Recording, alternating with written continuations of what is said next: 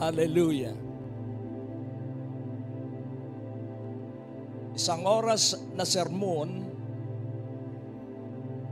24 oras na buhay.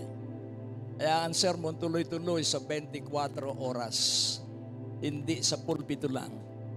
Amen? At salamat sa Diyos dahil siya ay napakabuti.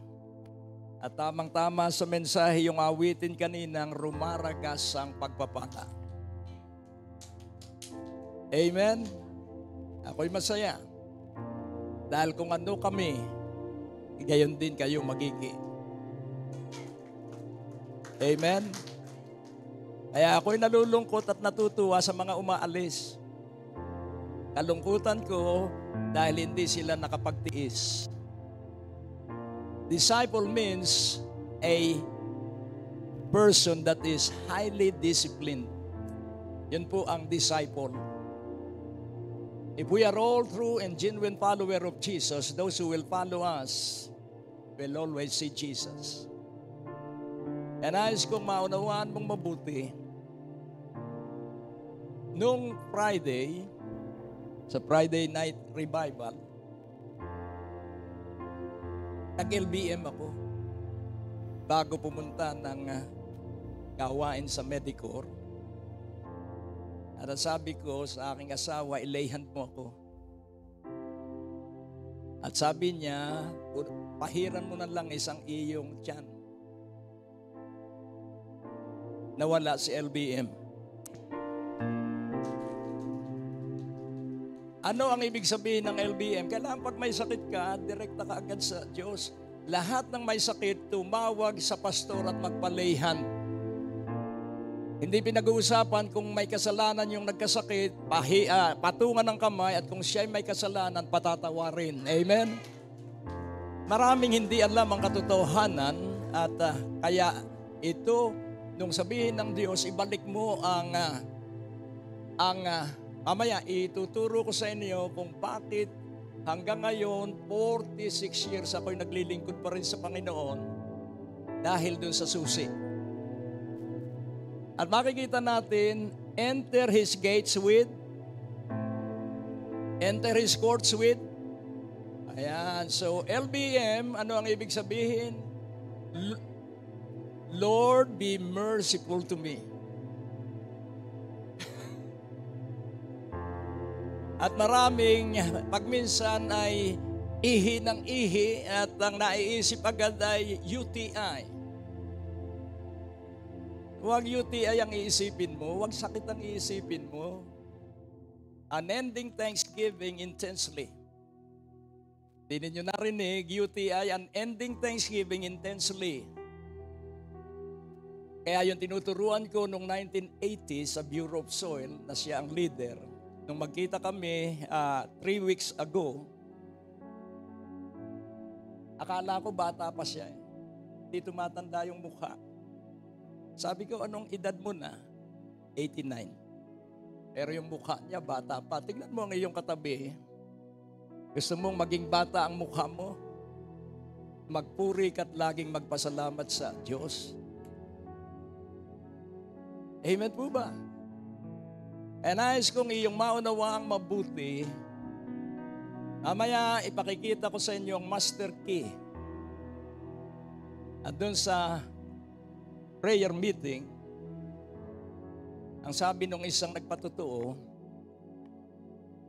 nung pumunta raw sila sa prayer mountain, doon sa van, kung ako lang po ay mahina ang aking pananampalataya, baka umalis na rin ako. Ang pinag-uusapay ako, hindi naman sinabi kung ano, dahil maraming naiinggit dahil ako ay laging may pera. Tingnan mo ang iyong katabi. Dahil, anong sabi, rumaragas ang pagpapala. So I'm reigning with Jesus in prosperity. Kahit wala pa akong pera, ako ay hindi kakikita ang kulang. Yung iba kasi ay laging pinapatuto ang hirap ng buhay. Mangyayari sa iyo yan. Dahil kung ano ang sinasabi mo,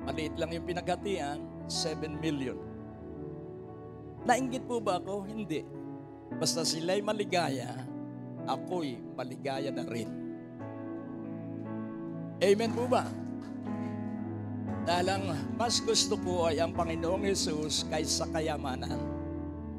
I want you more than gold or silver. Kung matututo ka lamang na si Jesus ang laging iyong sasambahin at pagtitiwalaan.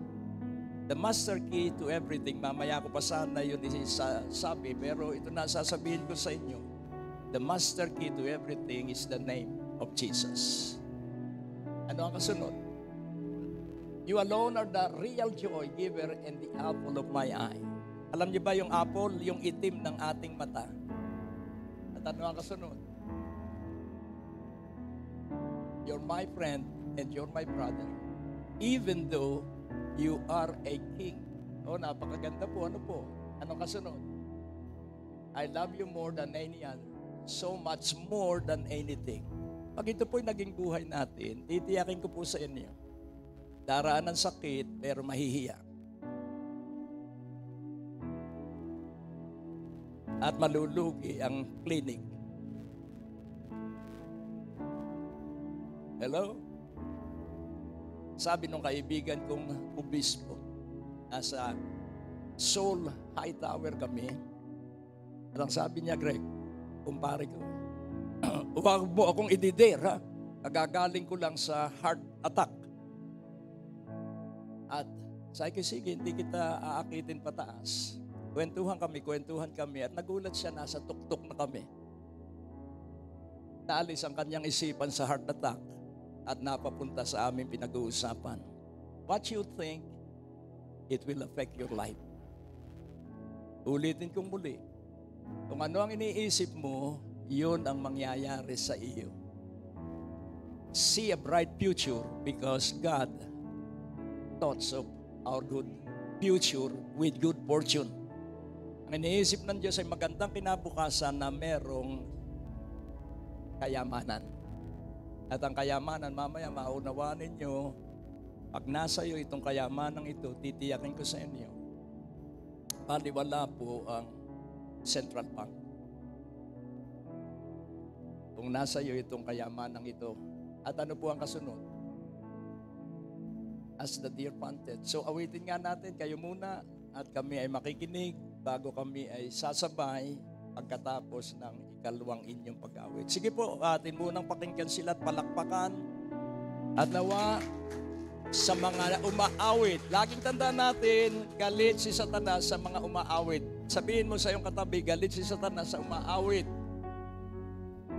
Dahil yung lugar niya yun yung Lucifer, ang ibig sabihin siya ang archangel in heaven for worship. Kaya kanyang pipigilan ang mga nangaawit at tumutugtog. Kaya kailangan idalangin natin ang mga awit.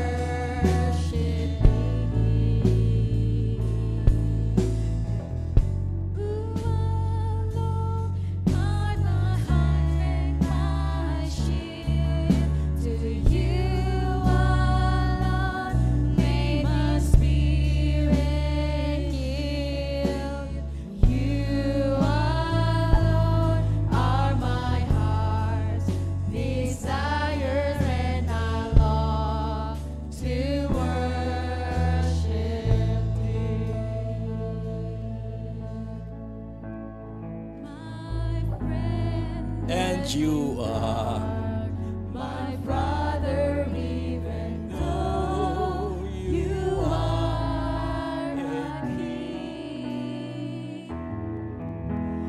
I love you more than any other, so much more than anything.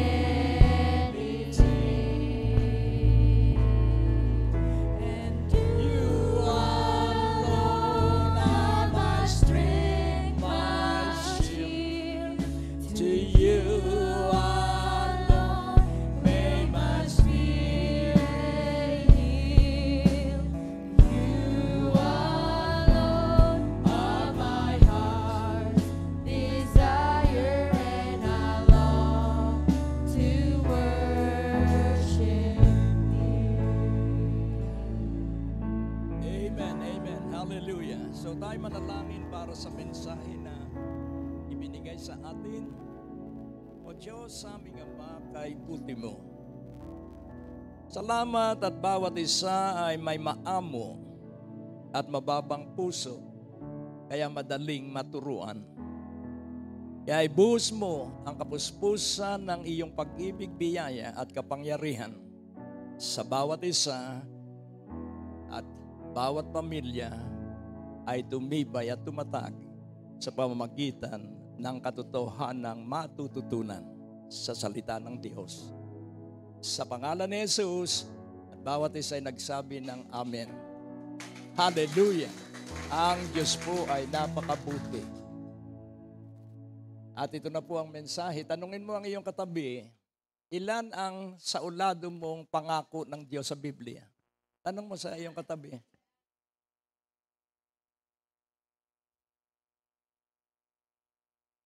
Dahil ang hihingin natin at ipapaalaala sa Diyos ay ang kanyang pangako. Dahil ang mga pangako ng Diyos ay lahat ay oo at amen. Kaya nga po, ang sabi ng banal na Espiritu, go back to the charismatic time when you started. At nakalimutan ko yon, pero itong linggong ito ay aking ibabalik na muli yung tampok na gawain dapat sa simbahan. At yung lumang-lumang libro ko noong 1990, na bili ko pa sa National Bookstore, may date po. At dahil nga po sa tagal ng panahon ay halos yung paligid ay malutong na at talagang nalalaglag na. At tiningnan ko kagabi. At doon sa aklat na yon ni Dr. Lester Sumrall. At ako ay natutuwa rin dahil noong 1990, pagkatapos ng conference at siya ang main speaker, siya nag-lay hand doon sa mga attendees, pero hindi ako nagpa-lay hand, gusto ko personal. Binantayan ko sa baba nung siya paalis. At ang sabi ko, Reverend, will you please lay your hand on me? Huminto siya. Pinatungan po ba niya ako ng kamay? Hindi. Tinitigan lang niya ako, titig na titig siya sa akin. Tapos umalis na. Ibig sabihin, nakuha ko yung anointing. Tingnan mo ang iyong katabi. At yung anointing na yon ay kumikilos na sa akin since 1980. At kailangan ito ay kumilos din sa bawat isa, lalo na sa mga taga-biyaya ng Diyos. At ang sabi ron sa aklat na yon, 50% of the population of the earth believe that there are demons. Naniniwala ka bang may demonyo? At kagabi, habang ako ay naghahanda ng mensahe, nasa kwarto ako namin, ang lakas ng kahul ng aso. At Ang sabi ni Pastor Jonathan, adi wag kang lalabas. Ay, ang tagal ko doon sa garahe, ba't hindi ko makahol? At gumawa kami ng lahat ng paraan, hindi kami makakalabas dahil nandun sa may gate yung aso. Napakabait ng aso. Malaki. Kaya't kami nag-pray, nag-binding, at lumabas yung aso nung mabuksan ng gate. At nabasa ko naman doon sa aklat ni Lester Sumrall na yon, kapag maingay pala ang mga hayop, inaalihan ng demonyo. Tingnan mo ang iyong katabi. Totoo po yun. Dahil ang demonyo mahilig sa mga baboy. Diba ilang legions of pig yung linipatan ng mga demonyo at nalunod lahat yon. So ito, ang ginawa ni Pastor Jonathan, hinagisan ng tasty. Wala nga lang palaman. At yun pala, pag pinakitaan mo ng kabaitan ng hayop, naboborn again. At buong magdamag, dati gabi-gabi talagang ang atungal at kahol ng mga aso sa kapitbahay, ang iingay. Pero for the first time kagabi, nung maborn again yung asong yon, tahimik po sa paligid. Sabi ko, iba ka po talaga. Ba't ko nabasa yung tagal na aklat na yon, na ang demonyo mahilig sa hayop? Tingnan mo ang iyong katabi. At ang sabi pa rin niya, half of the population of the world don't believe that there are demons. Half of the world believe that there are demons, but they are not doing anything against those demons. At ang sabi niya, kapag sumakit ang ulo mo, idalangin mo, at hindi titigil yon, lilipat sa gulugod mo yung sakit. Igapos mo uli, sabi niya. Hanggang sa wala ng sakit at kirot sa iyong buong katawan. So sino ang magagapos at sino ang magpapalayas at magpapalaya sa iyo sa anumang sakit at karamdaman? Ikaw. Kaya nga po, nais kong matuto ang bawat isa. Ang lahat ng sumasampalataya sa Panginoong Hesukristo, ano ang kapangyarihan ng lahat ng mananampalataya? To tread on serpents and scorpion and over all the power of the enemy, and nothing shall by any way hurt you. Who is building the church? It's not the pastor, it is not the bishop. Jesus is building His church. Ang Panginoong Hesukristo ang nagtatayo ng kanyang simbahan. Huwag po nating kalilimutan yan. Kaya nga pag kinakain namin, sa birthday ni Saki nung Webes, dahil kami ay binigyan ng slot na after 3 days ng revival, ay binigyan kami ng isang, maliit lang naman yung ibinigay sa amin, 6 na kwarto at kumpleto at maghapot magdamag na malabig yung buong gusali. At bakit po nangyari yon? Dahil sabi roon, rumaragas ang pagpapala ang daranasin mo. Amen po ba? At doon sa karaoke, walang gumagamit at nung Webes, ginamit ko at ang tiningnan ko agad ay mga Christian song. At ang sabi ko, aawitin ko ito para iparinig ko doon sa mga kapitbahay.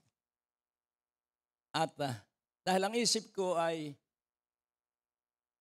iparinig, nung matapos ako doon sa awitin, ang ganda pa naman ng awitin, ako'y magpupuri sa Panginoon.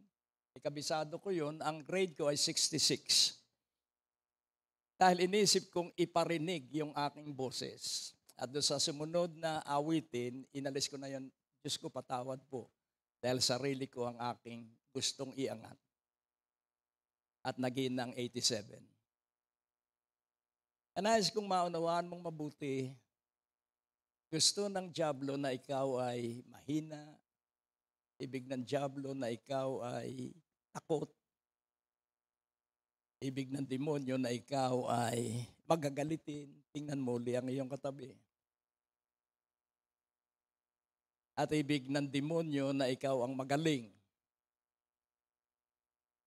Kilala ni Satanas si Jesus nung siya ay tuksuhin niya after 40 days and nights ng prayer and fasting. At dahil kilala niya that Jesus is the Messiah, ang pagtukso niya ganito, kung talagang ikaw, if you are the Son of God, then gawin mong tinapay ang batong ito. Kung ikaw ay anak ng Diyos, gawin mo 3 ulit. At doon sa 3 pagsubok na yon o pagtukso, the number 1 temptation of the devil is self-preservation. Marami ang nasa simbahan may dalang baong sandwich habang nangangaral si pastor. Dahil may ulcer daw siya. Hindi alis ang ulcer dahil kanyang inaalagaan. Tahimik ulit. Pag nasa simbahan po, 100% iuugnay natin ang lahat-lahat sa ating buong pagkatao sa Diyos na ating kasama sa gitna. At ang pangalawang tukso ay ipakilala mo na ikaw talaga ay mahusay na lingkod ng Diyos, magpatihulog ka dito. At sabi at nasusulat, hindi ka masasaktan kahit magpatihulog ka sa bangin. At ang tawag po doon ay self-adulation.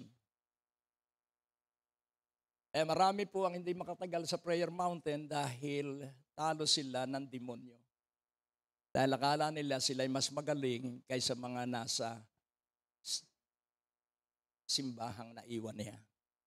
Hanggat iniisip po natin tayo magaling, hindi po tayo itigilan ng demonyo. Hindi tayo mapuposes, pero tayo ay mapanghihina ng mga demonyo. Tingnan mo uli ang iyong katabi. Kaya nga, sa isang pag-uusap at pagpuna, ang sabi ko, hindi ka ba makapagpapatawad? Hindi po, nasaktan po ako. Ibig sabihin, buhay pa ang kanyang laman. Basta nasasaktan, hindi pa patay ang buong laman. Kung si Moises ay hindi patay ang kanyang laman, hindi niya mapapamunuan yung ilang milyon na mga matitigas ang ulo. At tinawag siya ng Biblia, pinakamaamo at mapagpakumbaba sa buong lupa. At ang sabi ng Panginoon, kung ibig ninyong laging nasa kapahingahan ang inyong isipan, mag-aral kayo sa akin, ako ay may maamo at mapagpakumbabang puso.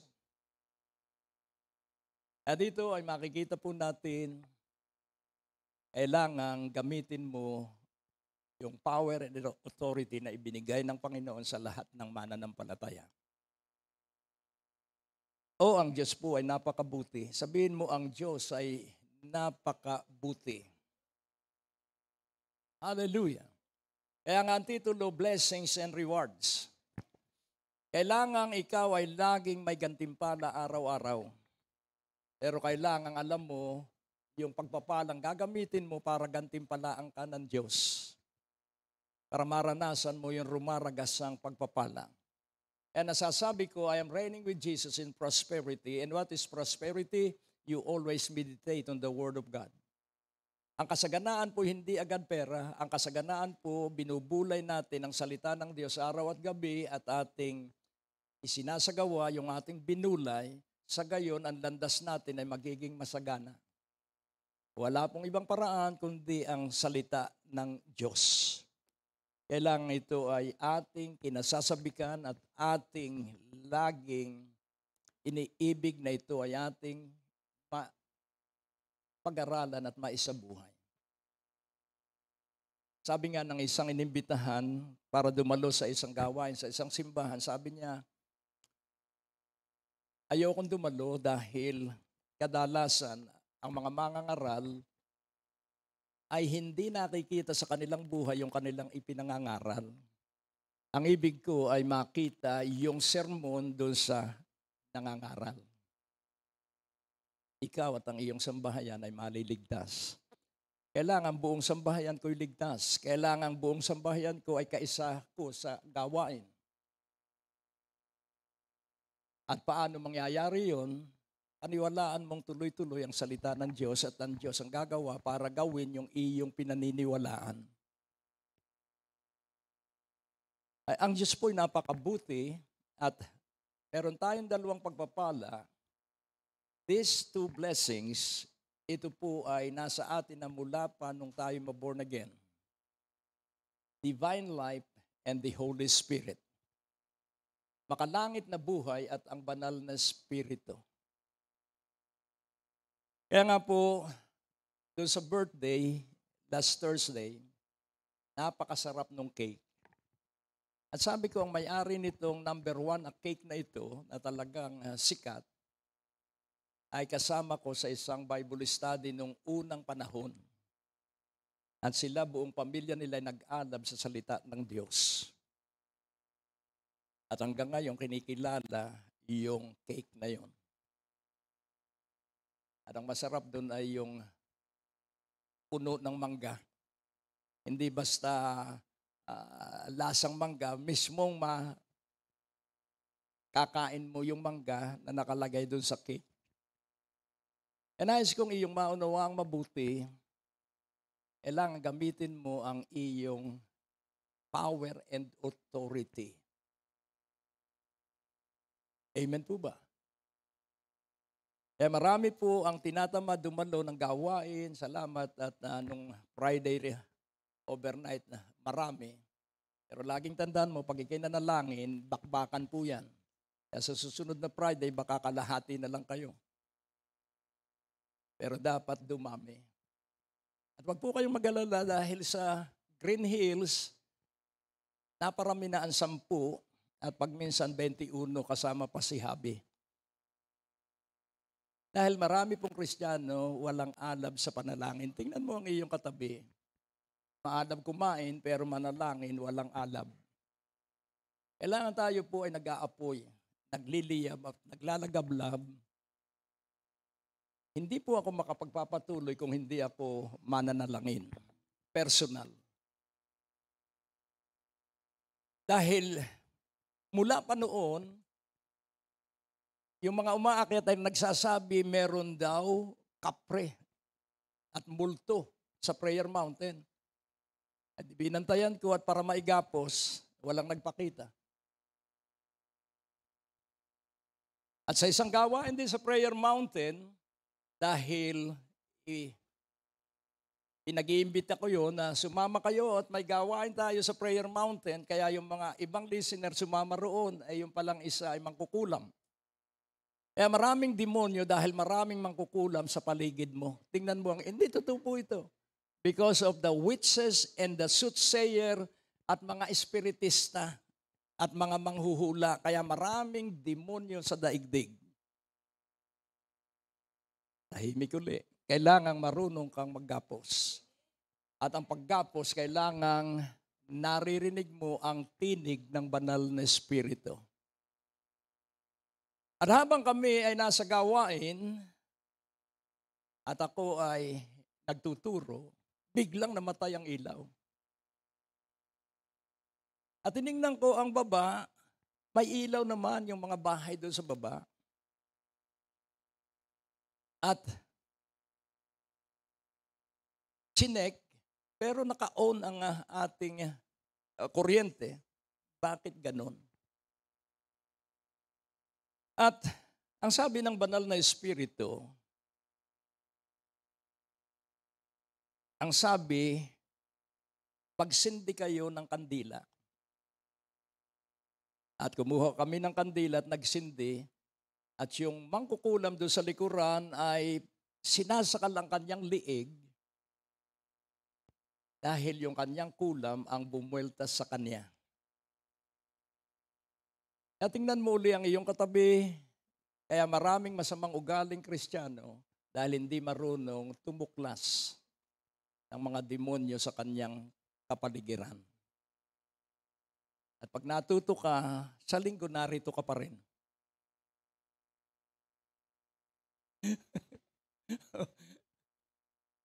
Kaya nga po, ang mga Bible study ko ro napakarami po at sa mamahaling subdivision. At mga hindi pangkaraniwan yung tinuturuan ko, mga opisyal ng gobyerno. At minsan, ako ay itrinit sa isang mamahaling restaurant sa Makati. At ang sabi nung isang may kayang kasama namin, pambihira ka, Brother Greg. Kaya ka namin pinakakain dahil iba kang magturo. Tingnan mo ang iyong katabi.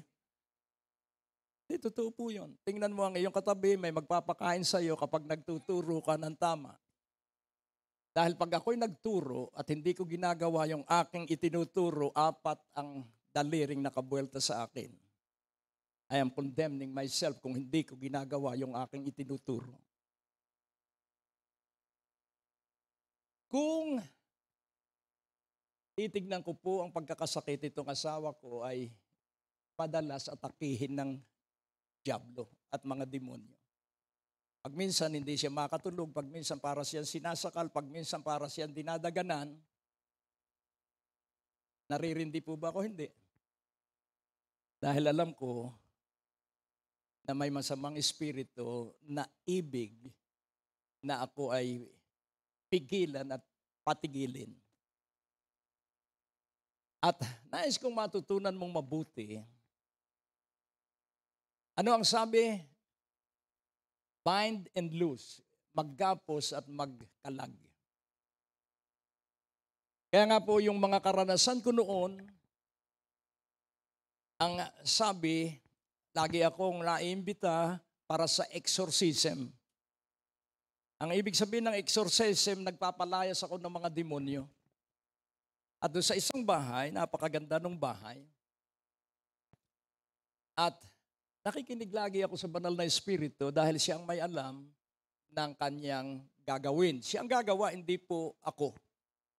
At pinakinggan ko siya at ang sabi ng banal na espiritu, sabihin mo na umakyat doon sa kisame at alisin yung nakatago doon sa kisame at gagaling ang may sakit. Sinunod nung may-ari at umakyat sa kisame, ewan kung ano, baka yung pampaswerte, inalis niya at gumaling yung may sakit. May isang bahay sa B.E. Parañaque. Hindi mabenta. Mura ng halaga.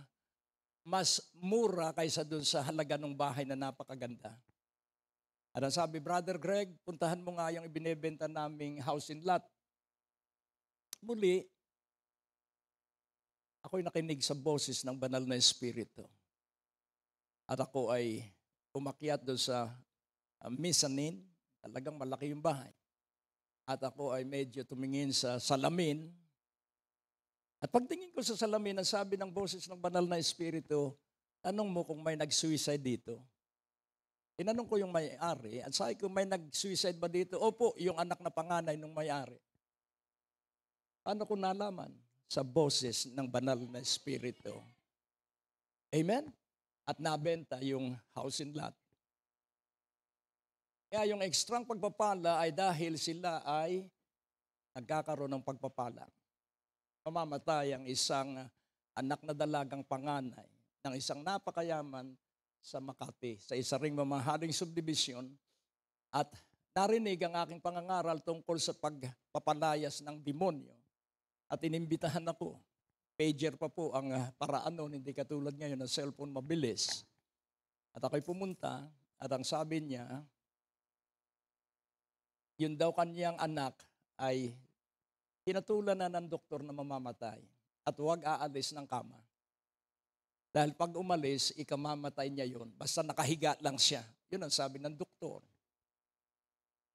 At ako naman ay nandun sa lanay at ako'y nakikinig lang kung ano ang kanilang prayer request, yun lang ang aking idadalangin. At laking gulat nung mag-asawa, dahil yung anak nila ay gumapang mula sa second floor patungo sa lanay. At sila'y putlang-putla at ang sabi, ikamamatay mo yan, sabi ng doktor. Pero ang sabi niya, ibig kong ako'y maidalangin ni Brother Greg. At kaya pala siya ay nasa ganong sakit dahil galit siya sa mga pastor. Tingnan mo ang iyong katabi. Galit siya sa mga pastor dahil lagi siyang linalamangan ng maraming pastor. Dahil mayaman nga eh. Mura lang naman ang bahay nila, 80 million noong 1994. Napakamura, no? At pagkalayhan ko, ang sabi ko, ako ang tatayo doon sa mga kinagagalitan mong pastor. Ipatong mo ang kamay mo sa akin. Patnubay uli ng banal na espiritu yan. Hindi po yung bawat maisip natin.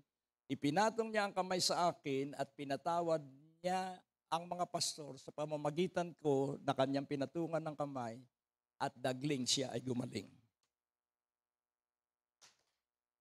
Kaya mula noon, pamilya namin ay laging inaanyayahan sa kanilang bahay. At ang sabi ng mag-asawa, Brother Greg, Sister Alita, 12 ang katulong, pero pag kayo narito, kami ang mag-aasikaso sa inyo sa kainan, sa hapunan. Kaya pag nagnapalayas ka ng demonyo at ikay mababa, marami ang magpapakain sa iyo. At minsan, ang sabi niya, birthday ng aking apo. Pero sabi niya doon sa mga kaeskwela, burger lang ang handa ko sa inyo dahil yung nakalaan kong dapat gamitin sa birthday party ng aking apo, ibibigay ko sa ministeryo ni Brother Greg. Sapagkat sila may karanasan sa himala ng Diyos.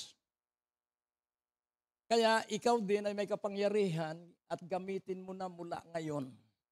Sabihin mo sa iyong katabi, gagamitin ko na mula ngayon.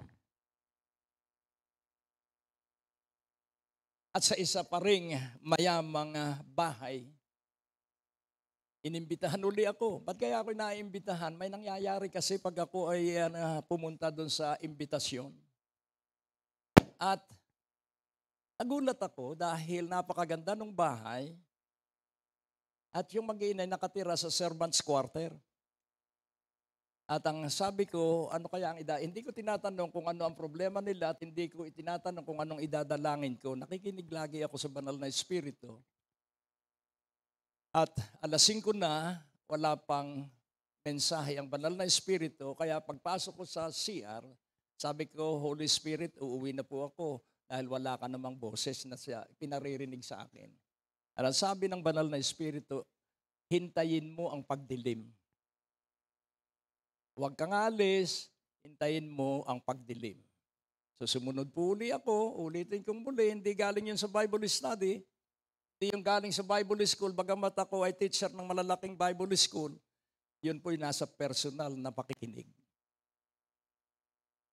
At yung mag-iina, 2 anak, nakatira sa servant's quarter at yung kanilang katulong ang nakatira sa master's residence. At yung babae ay anak ng pastor mula sa Mindanao. Bakit napaglalangan? At binuhay ang ilaw. Ang sabi ng banal na espiritu, patayin mo ang ilaw. So sabi ko, patayin ang ilaw. At nung patayin ang ilaw, sinasakal ng mag-iina ang kanilang liig. Dahil inaalihan ng demonyo. Pinatungan ko ng kamay, lumaya ang mag-ina, pinalayas ang katulong. Tingnan mo uli ang iyong katabi. May isa tayong kapatiran na 2 taon na halos hindi makatulog. At nagpapalayhan, at maraming naglilayhan, hindi pa rin makatulog. Ngayon, nasa prayer mountain siya. Ang sabi ko, may kilala ka bang mga mangkukulam? Nako, meron po akong 5 kilalang mangkukulam. O, ibigay mo ang pangalan sa akin. Ginapos ko yung 5 mangkukulam at siya nakalaya. Tingnan mo uli ang iyong katabi. Kapag ikay hindi mahilig, manalangin, may nangkukulam sa iyo. And this is true. Tahimik uli. And nais kong maunawaan mong mabuti, use your power and authority Paano mo gagamitin yung kapangyarihang yon? Napakaliwanag po. Sa Luke 10:19, silipin natin yung power and authority nasa mga mananampalataya. Ano po ang sabi ron? Para maunawaan mo on how you will use the blessing so that you will be rewarded. Behold, I give unto you power to tread on serpents. Serpents po yung mga demonyo, scorpions, mga diablo. Iba po ang demonyo, iba ang diablo. And over all the power of the enemy, Satan. So mga demonyo, mga diablo at si Satanas. And nothing shall by any means hurt you. Ano raw ang iyong gagawin? Gamitin mo ang kapangyarihang ibinigay sa iyo ng Panginoong Hesukristo dahil ikaw ay mananampalataya.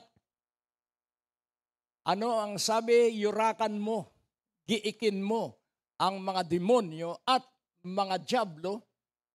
Ano ang gawain ng demonyo? Magdala ng lagnat. Tingnan mo ang iyong katabi, ang gawain ng demonyo, magdala ng maliliit na sakit. Ang gawain ng diablo, ikaw ay abalahin at ikaw ay laging nasa pagkatakot. Yun ang gawain ng diablo.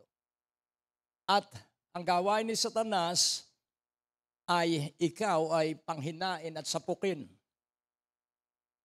Alam mo, kung hindi ko po ginagawa sa buhay namin, 2 magkasunod na taon, si Mami Alita, ang unang taon ay dinugo for 30 days. Napakadali po dahil siya ay nurse at siya ay hindi basta pangkaraniwang nurse. Board passer po siya ng New York at New Jersey. Kaya alam niya ang mga tungkol sa sakit. Pero ipinamigay na namin yung pangsukat ng blood pressure at ipinamigay na rin namin yung kung ano-ano pang mag-identify ng sakit. At kami ay nagtiwala sa salita ng Diyos. At ang sabi ko, ano po ang aking gagawin? Humingi ka ng panalangin sa mga kaibig at kakilala mong mga lingkod ko.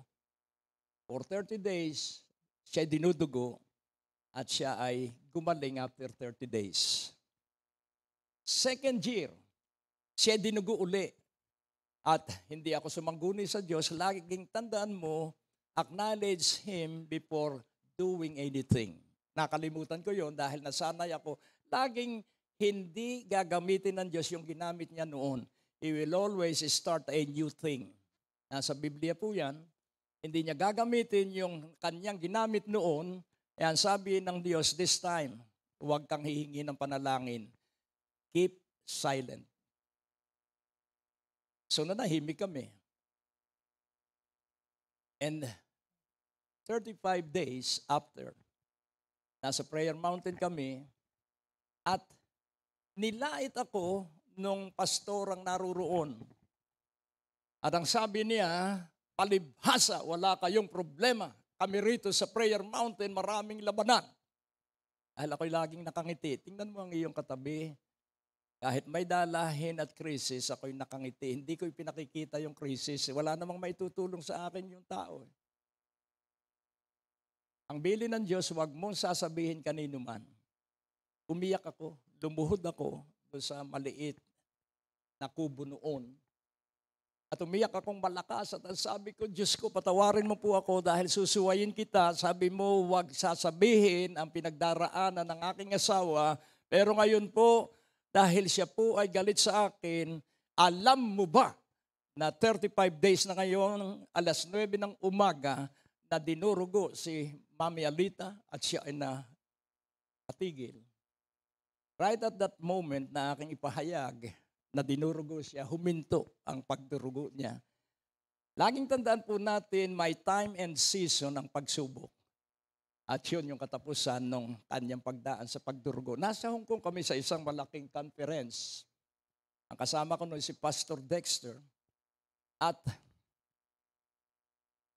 pagkagising sa umaga, namumutla yung aking anak. Bata pa siya noon. Hindi nagsabi kung bakit. At siya nag-overseas call dahil noon ay kailangan pumunta ka pa sa isang lugar para makatawag ka. At narinig niya na ang kanyang mami ay sumusuka ng dugong walang tigil. Dinala ba sa manggagamot? Dinala sa dakilang manggagamot. Idinalangin ng kanyang anak at si Pastor Carlos na laging matapang, na laging nakaayuda habang kami ay wala. Dagling, huminto ang pagsuka ng dugo. Kaya kailangan may karanasan ka sa dakilang kapangyarihan ng Diyos na dakilang manggagamot. Kaya nga po, unawain nating mabuti, you will be rewarded if you use your blessing. Ang pagpapala po ay gamitin mo para ikaw ay maggantimpalaan. Amen po ba? Blessings and rewards. At atin pong tignan ang napakahalagang katotohanan. So yung unang tukso sa Panginoon is self-preservation. Yung ikalawang tukso sa Panginoon doon sa bundok ay self-adulation. At yung pangatlo ay self-achievement. Sambahin mo ako at ang lahat ng kayamanan na nakikita mo, ibibigay ko sa iyo. At ang sabi ng Panginoon, Satanas, umalis ka, nasusulat. Lahat ng nilikha ng Diyos ay maglilingkod at sasamba sa Diyos. At umalis si Satanas dahil kailangang sundin niya iyong katotohanan. If you obey and serve the Lord, you will spend your days in prosperity. Laging rumaragas ang kasaganaan po ang bubuhos sa iyo kapag ikaw ay masunurin sa Diyos. And you will spend your days in pleasures. If you be willing and obedient, you shall partake the best of the land. Meron pong gagawin ang bawat isa sa atin. Alisin mo ang mga sama ng loob mo. Sabihin mo, alisin mo ang mga sama ng loob mo. Alisin mo ang mga hinanakit mo. Dahil pag may sama ka ng loob, mapipigilan ang pangangaral. Kaya humingi ka agad ng tawad at sabihin mo, pinatatawad ko po yung kinasasamaan ko ng loob. Para marinig mo ang katotohanan. Sapagkat tatlong katotohanan na ang pag-ibig ay mula sa Ama. Ang biyaya ay mula sa Panginoong Hesukristo. At ang kapangyarihan ay mula sa banal na Espiritu. Kaya ang banal na Espiritu ang siyang mangangasiwa para tayo ay mapasamagandang pakikitungo sa Ama at sa Anak. So, the Son gave you grace. The Father gave you love. And the Spirit is the one who do the fellowship. Nais kong iyong sanayin ng iyong sarili. Minsan, pagkapangaral ko sa Green Hills, kahit ako po idinaraan ng Panginoon sa mga pagdaan din sa mga panghihina. Pagkatapos kong mangaral, tumayo lang ako, hindi pa ako nangangaral, nagpa-final benediction na ako. Nagulat yung mga kapatiran, but final benediction na hindi pa ako nag-uumpisang mangaral. Tapos umihi ako sa pantalon ko, nasa pulpito ako. Tingnan mo uli ang iyong katabi. Laging tandaan mo kung ako ay tinitira ng demonyo, ikaw din ay kanyang titirahin. At umuwi kami pagkatapos ng gawain, pero wala na ako sa katinuan. At nagpipilit daw akong bumaba sa skyway, binubuksan ko raw yung pintuan ng van. At mabuti at may kasama ako na matatapang. Pagdating sa bahay, nag-usap ang aking buong pamilya. Dalhin natin sa ospital at medyo masama ang tama ng inyong daddy. May nagsuggest, dalhin natin sa ospital sa tatlong magkakapatid. Umiyak ang kanilang mami. Gusto mo sabihin ko ang iyak mo? Ganito ang iyak niya. Pambihira kayo pag ako'y nagkakasakit, hindi ninyo ako dinadala sa ospital. Bakit? Nasunod yung iyak niya at ako'y gumaling. Ulitin kong muli, kailangan magkaroon ka ng karanasan sa himala ng Diyos. Yung iyong krisis, yan ang paraan para iangat ka ng Diyos. Iniiwasan mo ang krisis mo eh. Huwag mong iwasan, iyong gamitin ang krisis mo at pag nakapagtitiis ka na, bubuhos na ang maliwalas na pagpapala ng Diyos. Amen? Aba, isip-isipin mo naman. Isang araw, ang sabi ng isang lingkod ng Diyos, ang sabi niya, Bishop, ibebenta na namin ang bahay, kunin mo yung mga laman ng aming bahay. Purihin ng Panginoon. Bahay lang ang ibebenta at nakatutuwa naman dahil mumurahin naman yung napalipat sa amin, refrigerator na mataas pa sa akin at ang halaga ay 130,000. Hindi ko binayaran kahit piso. At bakit napapunta sa bahay? Dahil walang paglalagyan. Kaya kung nangyayari sa akin, mangyayari din sa iyo, pero kailangang ikaw ay control ng banal na Espiritu. Amen? Hindi ka tagahanga, ikaw ay dapat humahanga ay sa Panginoong Jesus. Amen? At gamitin mo ang buhay na patutuo at ang sabi ng Biblia sa Revelation 12:11, they overcame the Satan by the blood of the Lamb and by the word of their testimony.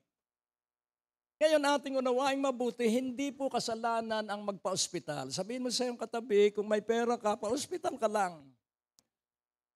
Sapagkat ang ospital ay sa mahina pa ang pananalig. Kaya kailangan sila iligtas, pero dapat pastor ay malaki na ang pananalig, hindi na nagpapa-ospital. Tahimik. Mas malakas ang tawa mo. Parang may alam ka. Kaya nais ko maunawaan mo, kung ako lang ay hindi sinanay ng banal na Espiritu, nagdadrive kami, biglang nawala ang aking paningin. At ang sabi ng aking asawa, ba't ang likot ng mata mo? Hindi ko masabi sa kanya, wala akong makita. Pero sabi ko, banal na Espiritu, ikaw na po ang mag-drive. Nauutusan pala ang banal na Espiritu. Kaya nga po, nais kong maunawaan mong mabuti, ikaw ay pasakop lagi sa banal na Espiritu. 2 blessings. Ano po yun? Divine life and the Holy Spirit. Nasa atin pong lahat yun. At kung nangyayari sa inyong obispo, mangyayari din sa iyo. Sabi ng aming apo na si Sak, sabi niya, tinanong daw siya ng mga kaeskwelan niya sa Lasal. At ang sabi niya, ikaw pala ay apo ng obispo.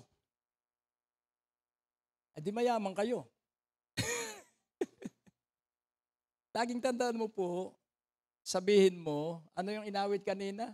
Yung tungkol sa pagpapala, rumaragasang pagpapala ang Amen, Amen, Hallelujah. At sa simula ay kutsara lang ang pagpapala mo, pero pag nasanay kang maggapos ng mga demonyo, magiging pala. At pag nagsanay kang maggapos pa ng malalaking demonyo, magiging ang traktor at payloader. Amen? At ibig kong yung mangyari sa mga taga-biyaya ng Diyos mula sa araw na ito. Amen po ba?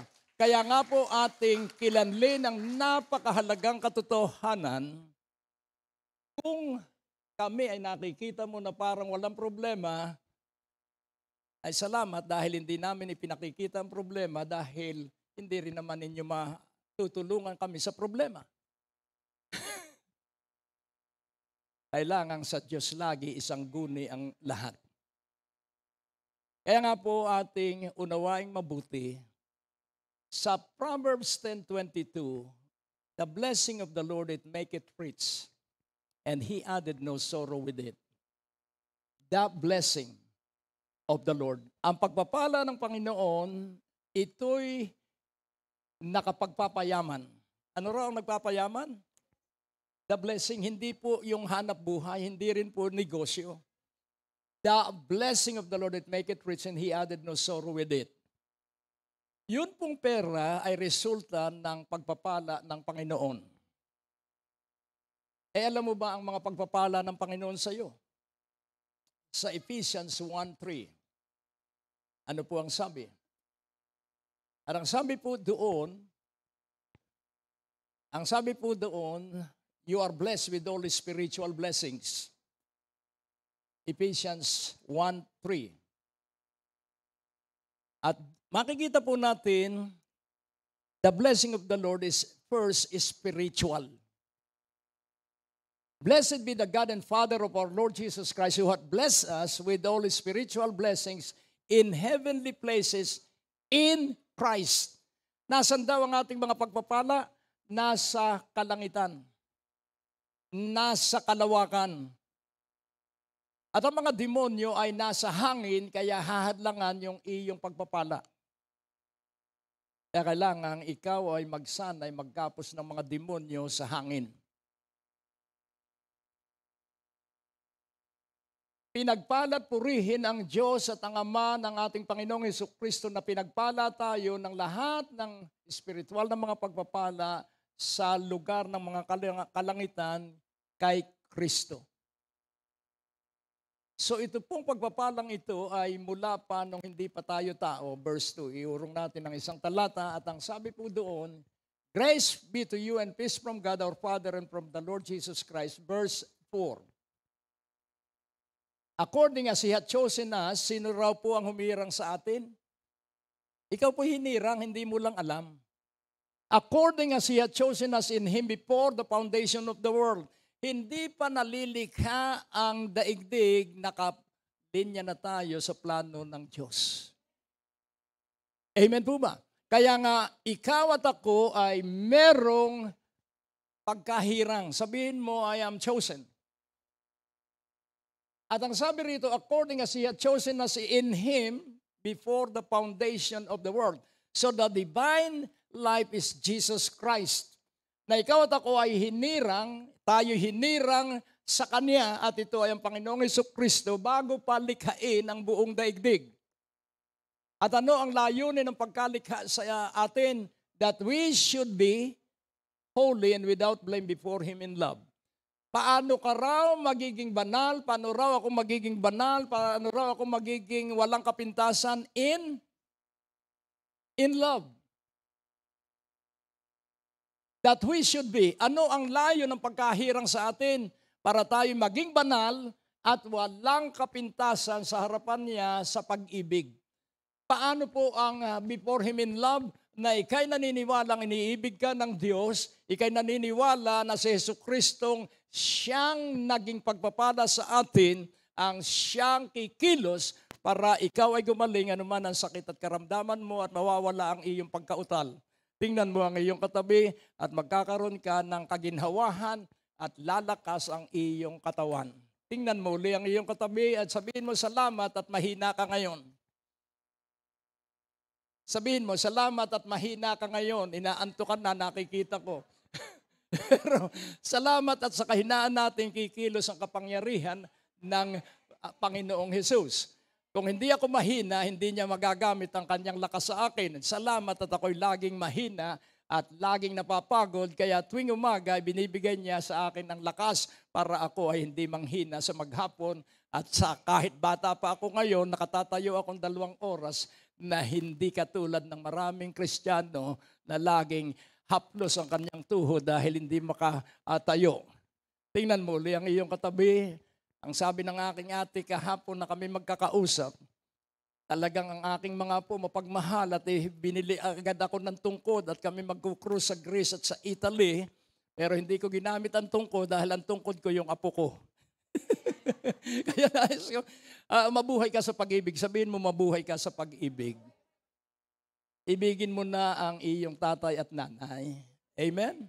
At laging ibili mo ng pansit na masarap. Amen? Sapagkat yun ang kanyang paborito. Amen? Kaya, laging tandaan po natin, sabihin mo, masaya ang buhay kay Kristo. At ang mithiin ng Diyos, magitayong katulad ni Kristo. Kaya pag ikay dumaraan sa krisis, katulad ka ni Kristo, idinaan sa krisis pero hindi nagkasala. Amen? Kapag ikaw ay dinaan sa mga tukso, katulad ka ni Kristo dahil tinukso pero hindi natukso. Amen? Kaya nga po ating unawaing mabuti, naalaala ko na talagang ako ay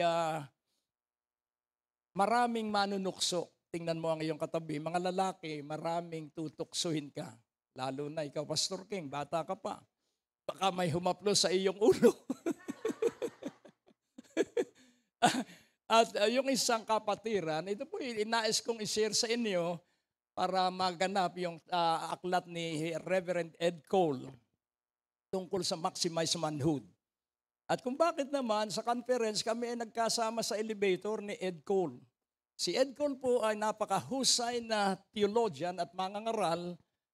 Pero ang unang pastorate niya, siya ay nakatoksedo at magre-report siya at nag-apply siya na pastor ng isang malaking simbahan. At ang sabi ng nag-interview sa kanya, you are now accepted. You are now the pastor of this church. At siya tuwan-tuwa, nakatoksedo siya, yung mamahaling Amerikana. At binigyan siya ng walis at pandakot. This is your first job as pastor. May kaibigan ako tinaanak na pastor ng isang malaking simbahan sa Maynila. At siya ay nag-apply din na magpastor. At ang sabi ng kanilang punong pastor, sige Noel, isakay mo lahat ng bigas na nasa baba doon sa truck. Kailangan pagpastor ka, masipag ka. Sabihin mo, pagpastor ka, masipag ka. Lagi kang masigla. Nung kabataan ko, bumubuhat ako ng simento para ayusin ang prayer mountain. Ngayon, bumubuhat na rin ako ng 1 kilong simento. Hindi na ako nagbabaka sakali. Nais kong iyong maunawa ang mabuti, ikay hinirang ng Diyos.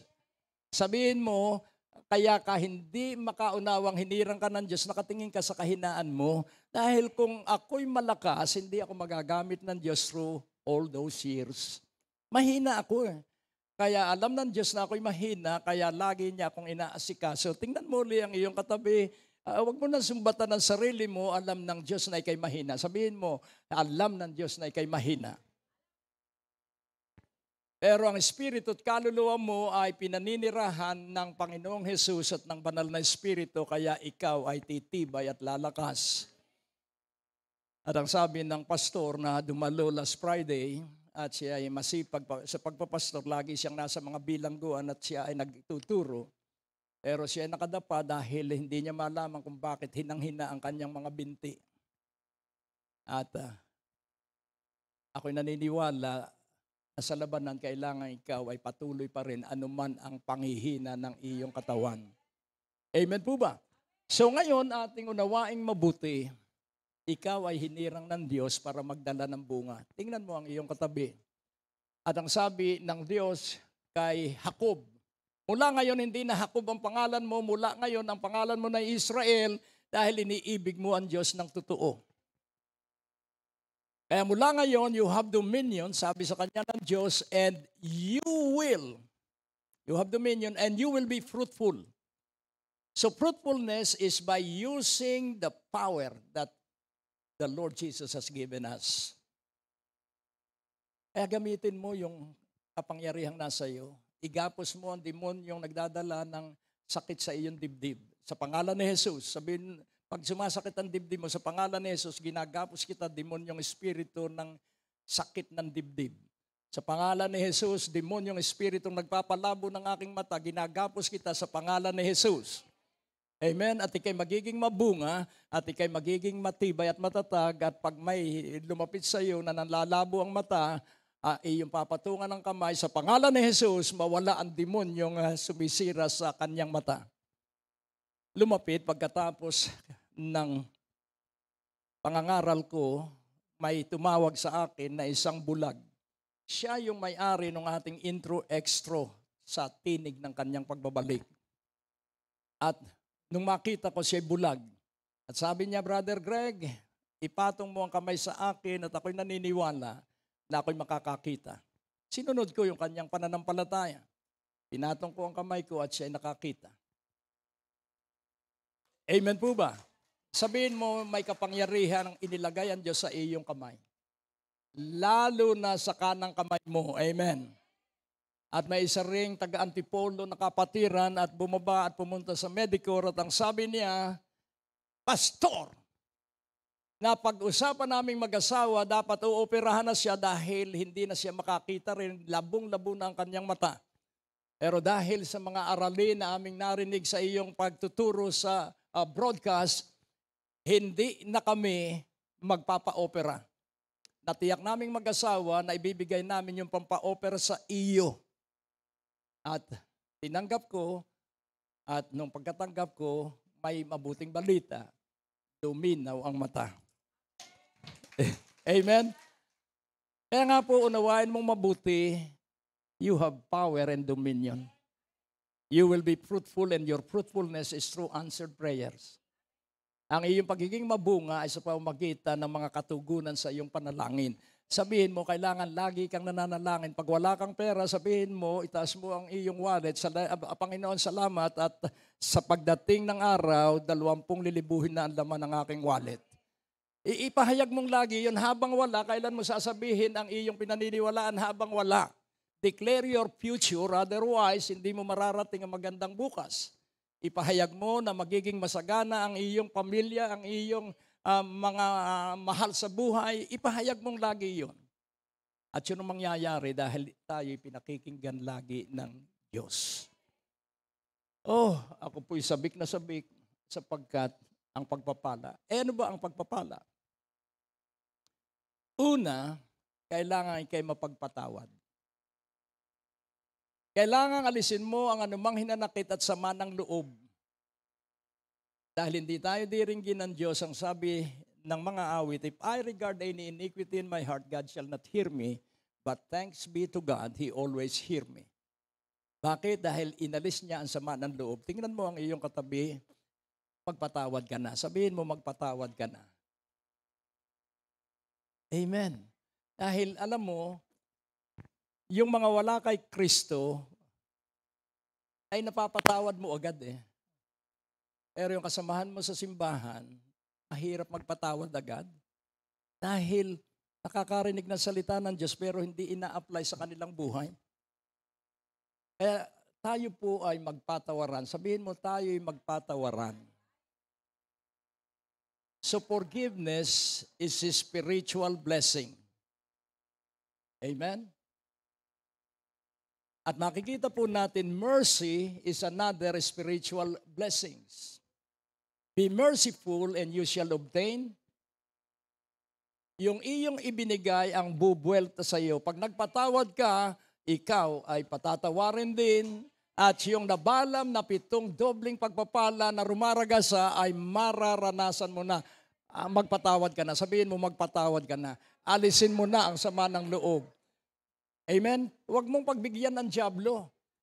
Kaya nga, doon sa aklat na yon ni Lester Sumrall, ay naalaala ko ang 7 pamamaraan. Ang dyablo kasi, hindi agad ikaw sisirain. Dadahan-dahanin ka muna. Ulitin ko muli, hindi nagmamadali si Satanas. Dahan-dahang ikaw ay sisirain. Tingnan mo uli ang iyong katabi at sabihin mo, salamat nakapagdadamit ka pa ng maganda. Salamat at nakadadalo ka pa rin. At mararanasan mo ang pagsama ng Diyos kapag linagyan mo ng kaluluwa yung mga bakanting upuan. At 7 pamamaraan ng dyablo na pilit. Laging tandaan po natin, ano ang sabi ng Panginoon? The thief cometh not but to steal. Ang magnanakaw ay tanging dumating para magnakaw, to kill and to destroy. Magnakaw, pumatay, at magwasak. Kaya itong 7 bagay sa buhay ng bawat isa sa atin. Isulat mo ang mga letra, R, R. Hindi railroad crossing, ano? R, R, S. D. O, O. P. So naisulat na ninyo, kailangan may notebook kayo. Amen? So ano yung pamamaraan ng dyablo para ikaw ay sirain? R-R-S-D-O-O-P. Ayan. Ngayon, ang unang R ay repression. Repress. Ikaw ay kanyang hahadlangan at panghihinain ang loob. Tingnan mo ang iyong katabi. At ang susunod ay, so saka na ako dadalo dahil umuulan ng malakas. That is repression. At ang pangalawang R ay regression. Ano ang regression? Pigilan ka na dumalo ng gawain dahil meron kang i-close na deal. Pero ikalulungkot mo dahil umabsent ka, pero napunta sa iba yung deal. Kaya sabihin mo, pag inaaya ka sa bentahan, pag araw ng linggo, no deal. Sabihin mo, no deal. Ang araw ng linggo sa Panginoon, hindi akin. Amen po ba? Ano ang kasunod na letra? S, suppression. Ano po ba ang suppression? Na sinulat ko rito, ang suppression po ay sasawatahin ka ng dyablo. Pipigilan ka ng dyablo, huwag mong pakinggan yung inyong bishop na yan dahil hindi yan totoo. Ayan, so may ginagawa sa iyo ang demonyo. Tingnan mo ang iyong katabi. Sabihin mo, ang tagal nang nangangaral, bakit hanggang ngayon na hindi pa matapos, ay ako'y gutom na. Laging tandaan mo, ang may gantimpala ay yung nakapagtitiis. Sabihin mo, ang may gantimpala ay yung nakapagtitiis. Amen? Ano ang pangatlo? Ang pangapat? D. Depression. Ano ang Tagalog sa depress? Pinanghihinaan ng loob. Kaya nga po ako'y tuwan-tuwa at naisulat ko, sabi ko kay Brother Angelo, isulat mo nga ang mga pangalan ng dumalo sa swimming. Nakalimutan. Pero dahil ang isipan ko ay puspos ng banal na espiritu, na isulat ko lahat. At ang nakalimutan kong isulat ay si Pastor King. Sabi ko, akala ko ganito kami karami, ba't kulang ng isa? At naalala ko si Pastor King.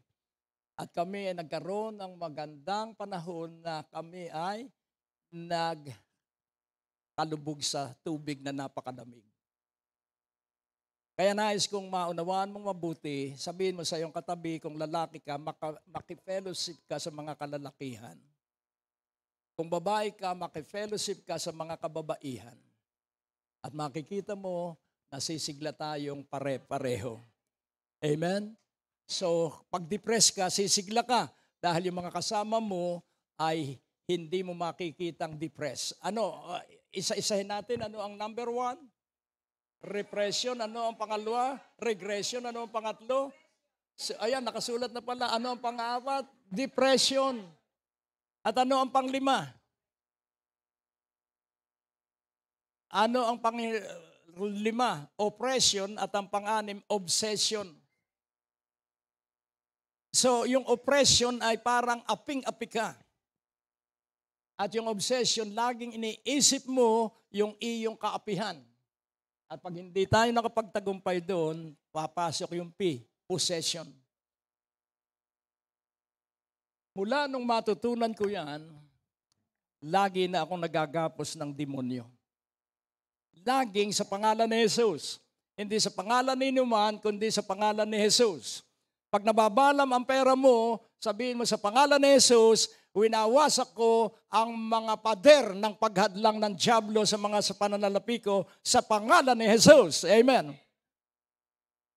At dumarating ang pampondo sa mga check-in natin. Amen. Tingnan mo uli ang iyong katabi. Kailangan naggagapos ka lagi. At ang sabi ng Mark 16 verse 17, gamitin mo ito. Ano ang Mark 16:17? To those that believe. So isulat mo yan. Yan ang 7 ways na ikaw ay panghihinain ni Satanas. And these signs shall follow them that believe. In my name shall they cast out devils. They shall speak with new tongues. So ang devil po ay laging sasabihin, matanda ka na, bigay mo na lang yan sa mga bata dahil ikaw naman ay mamamatay na kaya huwag ka nang mag-asikaso pa at magpakaalab. Laging tandaan mo po, wala pong edad ang paglilingkod sa Diyos. Basta sabihin mo, araw-araw, heto po ako Panginoon, isiwalat mo sa akin ang iyong iniisip at ginagawa. At makikita mo araw-araw, malalaman mo ang personal na ginagawa sa iyo ng Diyos. Amen? At ano ang sabi? In my name shall they, what is the master key for every blessing and reward? The name of Jesus. In my name shall they cast out devils, they shall speak with new tongues. Ano ang sabi sa 18? They shall take up serpents. Tatanungin ko kayo, nung ang ahas sa panahon ni Moises, ang sabi ng Panginoon, ng Diyos sa kanya, damputin mo ang ahas.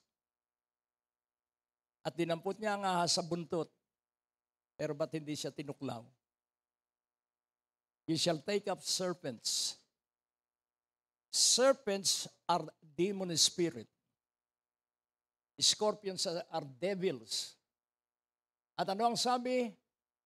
And if they drink any deadly thing, it shall not hurt them. They shall lay hands on the sick, and they shall recover. Laging tandaan mo, may kapangyarihan ng kamay mo. Sabihin mo, may kapangyarihan ng kamay mo. Pag may sakit, patungan mo agad ng kamay. Pag hindi gumaling, dalhin mo kay Dr. Jonah. At hindi ka nagkakasala dahil mahina pa ang kanyang pananampalataya. Nakukuha niyo po. Tingnan mo uli ang iyong katabi at sabihin mo, malakas na ako. Matibay na ako. Kaya nga po, sa kabuuan, use the blessing. Ano ang blessing? Spiritual blessing, be merciful. At kung titingnan po natin, hunger and thirst for righteousness. Lagi kang magutom at mauhaw sa katwiran. Pag-aralan mo po yung Matthew 5 at pag-aralan mo doon yung siyam na paraan na ikay mapagpala at pag ikaw ay nabuhay doon sa pagpapalang yon at ginamit mo yung mga pagpapalang yon, ikaw ay gagantimpalaan. Mapalad ang mga maamo, kanila ang buong lupa. Mapalad ang mga walang inaasahan, kundi ang Diyos kanila ang kaharian ng langit. Kaya makikita po natin, pag inisa-isa mo yung siyam na blessed attitude, makikita mong mararanasan mo lahat yun. At ano pa po, pag-aralan mo rin para tayo ay makarating sa rapture. Tingnan mo ang iyong katabi. Yung blessed attitude sa Matthew 5, isulat ninyo at nang kayo matuto sa 1 to 12. And then Olivet Discourse sa Matthew 24. At makikita natin yung buong chapter, may babala doon. At ang makapagtiyaga at makapagtiis hanggang wakas, sila ang dadagitin. Tingnan mo ang iyong katabi, kailangan ikay matiisin. Ang umiibig ay matyaga, ang umiibig ay matiisin, at ang mga matiisit matyaga ang laging gagantimpalaan ng rumaragasang pagpapala. Amen po ba? So nalalaman ko po na kayo ay gutom na. So share your blessing so that you will be rewarded. Ulitin kong muli, ibahagi mo ang iyong pagpapala, yung kapatawaran mo, magpatawad ka sa nagkakasala sa iyo. Yung pagkaawa sa iyo at kaaliwang ibinigay ng Panginoon, mang-aliw ka. Laging tandaan mo po, ang tao ay titibay at tatatag kung iyong pagtitiwalaan. Ulitin kong muli, ang isang taong walang tiwala sa sarili, pagtiwalaan mo at magkakaroon sila ng tiwala sapagkat pinagtiwalaan mo. Pag nagtiwala ka sa mga taong walang alam, ay sila'y titibay at tatatag at sila rin ay magpapalakas ng loob sa mga pinanghihinaan. Sabihin mo, magpalakas ka ng mahihina ang kalooban. Pang-aliw ka. At makikita po natin na ang mga pagpapala natin ay napakarami at ating gamitin ang lahat ng ito. At kung titingnan natin ang buong Biblia, talagang ang pagpapala ay siyang pinanggagalingan ng lahat ng yaman. Kaya kung maiidalangin mo ito araw-araw na lagi kong binibigkas, bless me indeed, O Lord, and enlarge my territory and let your hand be with me, that I may not be harmed. First Chronicles 4:10. Bigkasin mo yun araw-araw. And then, isunod mo ang Deuteronomy 8:18, God has given me power to get wealth. Na binigyan ako ng Diyos ng kapangyarihan para kumuha ng kayamanan. Ang kayamanan hindi hinihintay, ang kayamanan pinupuntahan at kinukuha. Sabihin mo, ang iyong kayaman ay nasa paligid mo. Dahil ang sabi ng Biblia, ang lahat ng buong daigdig ay punong-puno ng kayamanan ng Diyos. Lahat ng kayamanan ng may-ari ay ang Diyos. At kapag ikaw ay laging mapagpakumbaba, pagkakatiwalaan ka ng Diyos ng kanyang kayamanan. Kaya sa kabuuan, paggapos ka ng demonyo kapag sumasakit ang iyong ulo, sumasakit ang iyong ang ngipin, sumasakit. Kung aliman na sumasakit, maggapos ka agad. Sabihin mo sa iyong katabi, maggapos ka agad. At laging sa pangalan ni Jesus. Amen? At maging sa inyong pananalapi, maggapos ka agad para hindi mahadlangan yung pera mo. Darating yon na rumaragas ang pagpapala. Amen? Sabihin mo, gapos ng gapos. Gapos ng gapos. At kung nanghihina ka, puntahan mo ang mga kapatiran at magkasundo kayo doon sa inyong igagapos. Ano man ang pagkasunduan ng dalawa sa lupa ay napagkasunduan na sa langit. Kaya kung ikay hirap na hirap sa buhay, sabihin mo sa kanya, igapos natin ang kahirapan sa iyong buhay sa pangalan ni Jesus. Amen? At makikita mo na pasigla ng pasigla ang buhay nating lahat. Ikaw at ako'y mahal na mahal ng Diyos. Sabihin mo, ikaw at ako'y mahal na mahal ng Diyos. Huwag ka nang bibitaw, ang biyaya ng Diyos ay pagpapalain ng Diyos, lahat ng ating outreaches, pasasaganain ng Diyos at patitibayin ng Diyos sa ngalan ng Ama, ng Anak at ng Banal na Espiritu. Ngumiti ka at humalakhak sapagkat bawat araw ay likha ng Diyos, dapat tayong nagagalak at natutuwa sa pangalan ni Jesus. Amen.